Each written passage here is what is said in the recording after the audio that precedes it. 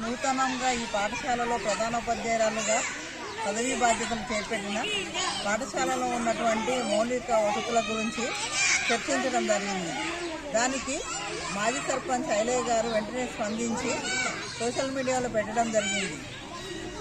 పాఠశాల పరహారి కూడా కొంచెం ఇబ్బందికరంగా ఉండడం చూసి గేటు కూడా అమర్చలేకపోతున్నందున వారు వెంటనే స్పందించి SAF ఫౌండేషన్ వారిని వాళ్ళు స్వచ్ఛందంగా ముందుకు వచ్చిన వాళ్ళని ప్రోత్సహించడం వల్ల వారు మా పాఠశాలకు వచ్చి ఆ గేటు సమస్యను పరిష్కరిస్తామని వాళ్ళు చెప్పడం వల్ల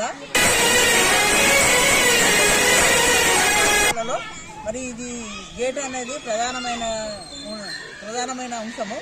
అందుకు మా పాఠశాల తరఫున, నా తరఫున, ఉపాధ్యాయులు, విద్యార్థులు అందరి తరఫున ఈ SAF ఫౌండేషన్ వారికి కృతజ్ఞతలు తెలుపుతున్నాము. ఇది చాలా సంతోషకరమైన. ఈ విధంగానే గ్రామ పుర ప్రముఖులు ఏ సమస్య ఉన్నా కూడా మనదిగా భావించి మనకు సహకరించాలని కోరుతూ అందరికీ ధన్యవాదాలు తెలియజేస్తున్నాము. ప్రాథమిక పాఠశాలలో స్కూల్ గేటు మరియు గోడ యొక్క నిర్మాణం గురించి నా దృష్టికి తీసుకురావడం జరిగింది. మన ఎక్స్ సర్పంచ్ గారు అయినటువంటి ఐలయ్య గారు సోషల్ మీడియాలో పెట్టడం జరిగింది. ఆ రోజు నేను వెంటనే చూసి దానికి స్పందించడం జరిగింది. నేను కూడా చదువుకున్న ఇదే స్కూల్లో. సో నేను పుట్టిన గ్రామానికి నేను చదువుకున్న స్కూల్కి ఏదో ఒకటి చేయాలని నేను ముందుకు రావడం జరిగింది. నాది SAF తవక్కల్ ఫౌండేషన్ స్టార్ట్ చేసి 1.5 year అయింది. లాస్ట్ ఇయర్ 2023 February 28న నేను ఈ సంస్థను స్టార్ట్ చేయడం జరిగింది.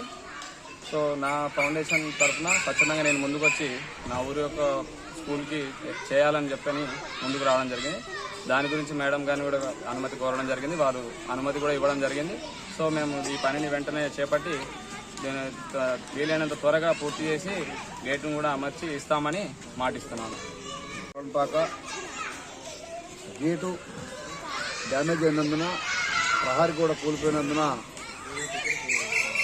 హెడ్ మాస్టర్ గారి కోరిక మేరకు ఎవరితోనైనా చేపించాలి, ఎలాగైనా చేపించాలి అని ఒక మాట అడిగినందుకు చిన్న వాట్సాప్ మెసేజ్ తోటి చదువుకున్న పాఠశాలకి నేను సైతం ముందుకు వస్తానని చెప్పి తమ్ముడు సయ్యద్ అస్లం SAF ఫౌండేషన్ నడిపిస్తూ ఉన్నాడు, తవక్కల్ ఫౌండేషన్ నడిపిస్తూ ఉన్నాడు.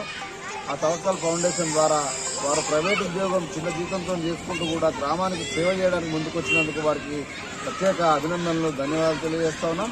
అదే మాదిరిగా మన గ్రామంలో ఏ సమస్యలున్నా మన గ్రామం నుంచి అందరూ ముందుకొచ్చి మన ఊరును మనం బాగు చేసుకోవాలని మీ అందరి ద్వారా ఈ సభాముఖంగా వేడుకుంటున్నాం.